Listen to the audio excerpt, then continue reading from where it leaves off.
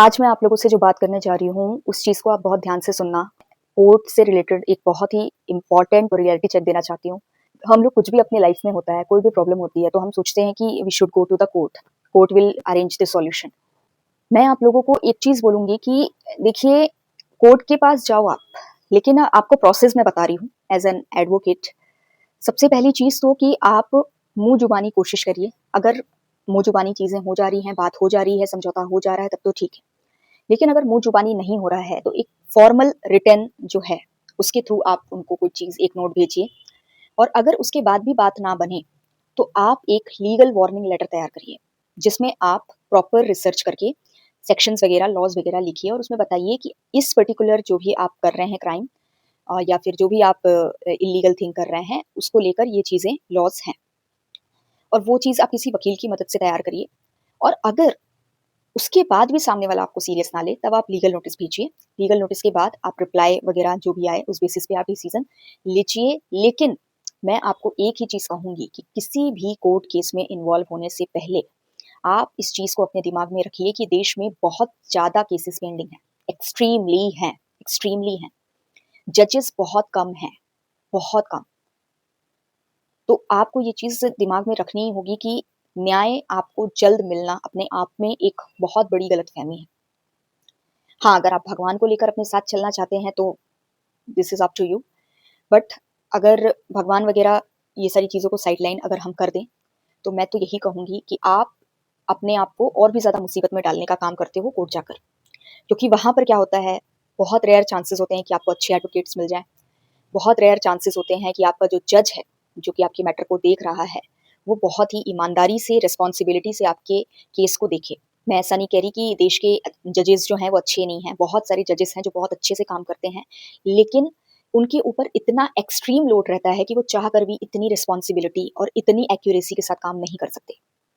Second thing कि जो advocate है, वो भी पैसों के लिए इस कदर पागल रहता है, इस कदर पागल रहता है, चिंदी-चिंदी करके उसको पैसे मिल रहे होते हैं, कहीं से उसको सैलरी नहीं मिल रही होती है। वो इस कदर पागल होता है कि वो कुछ भी करता है पैसों के लिए, मिसलीडिंग करता है, सब करता है। आज मेरी ये जो हालत है, ऐसे नहीं है। मैं किसी भी तरह का कोई शॉर्टकट एडवोकेसी में नहीं अपनाना चाही, जिसका नतीजा है कि मैं आज यहाँ हूँ। 30 साल की हो गई हूँ एंड आई एम नथिंग। तो फाइनेंशियली अगर बोला जाए तो।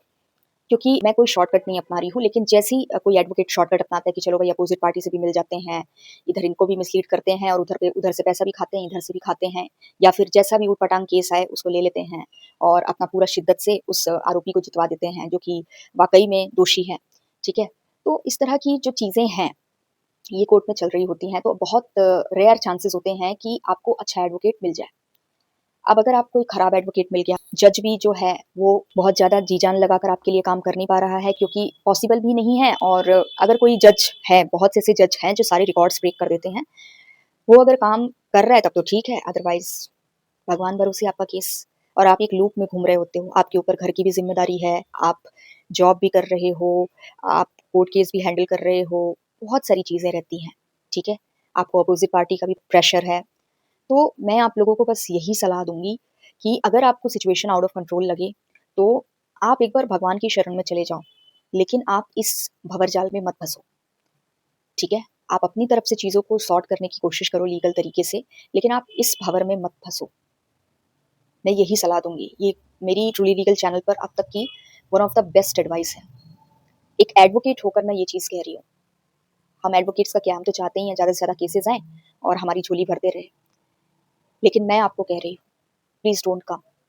मैं आप लोगों को कानूनी जो जानकारी है, जो कानूनी ज्ञान है, वो देकर पैसे कमा लूँगी, मुझे कोई टेंशन नहीं है। लेकिन मैं आपको कोई गलत सलाह नहीं दूँगी और मैं आपको कोई झूठा सपना नहीं दिखाऊँगी, भारत के कोर्ट के स्थिति के बारे में कुछ भी भ्रमात्मक बातें करके। मैं आपको सच्चाई बताऊँगी, कोर्ट की हालत बहुत खराब है, बहुत।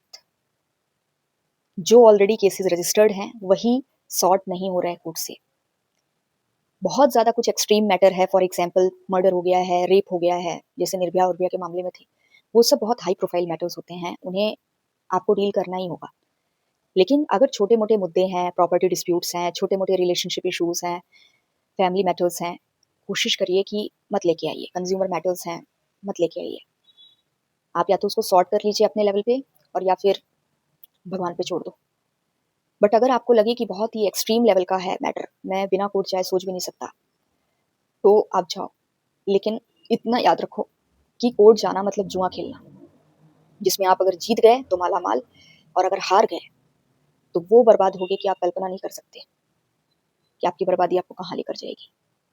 आप डिप्रेशन में आ जाते हो, आप अपने आप पे संदेह करते हो, पता नहीं मैं क्या ही बोलूँ, ऐसी ऐसी चीज़ें होती हैं। तो उम्मीद है कि आप लोगों को मेरी बात की जो गहराई है वो समझ आई होगी। तो चलिए, आप सब खुश रहिए। ईश्वर कभी भी, आप किसी भी तरह की परेशानियों से अगर गुजर रहे हैं तो ईश्वर आपको हिम्मत दे, जीने की ताकत दे, और लोगों के लिए, आप अपने लिए भले नहीं जी पा रहे हो, पर आपको ईश्वर इतनी ताकत दे कि आप दूसरों के लिए जी पाएँ।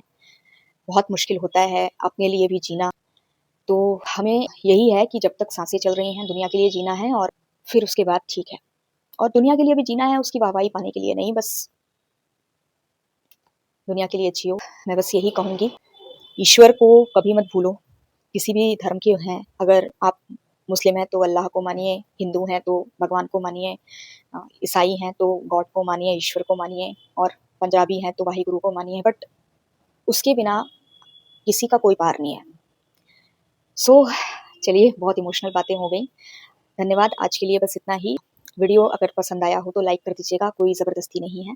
और साथ ही साथ अगर आपको कमेंट सेक्शन में कुछ पूछना हो, कोई अपनी राय रखनी हो तो रखिएगा। और चैनल अगर सब्सक्राइब नहीं किया है तो सब्सक्राइब करिए, थोड़ा सपोर्ट करिए इस चैनल को। एंड बताइए कि आपको किस तरह के और वीडियोज़ चाहिए, मैं कोशिश करूँगी उस तरह की वीडियोज़ बनाने की। धन्यवाद, आज के लिए बस इतना ही।